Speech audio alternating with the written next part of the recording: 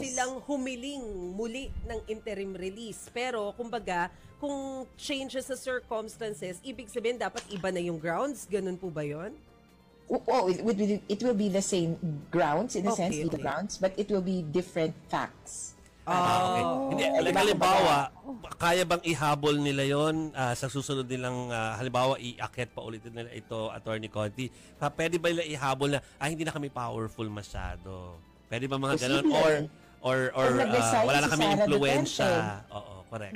Pag nag-resign si Sara Duterte at lahat ng mga Duterte in power, then maybe sabihin na, wala na kaming kapangyarihan.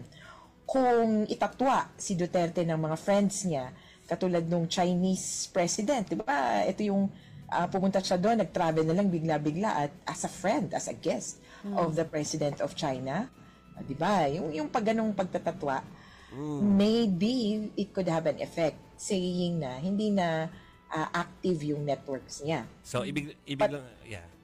But yeah, the facts as it is, parang may hirapan sila na tanggalin isa-isa. Kasi, di ba 3 points or 3, yung grounds kasi ng appeal iba ha, pero yung sa first ground, binaybay yung 3 criteria to be granted interim release.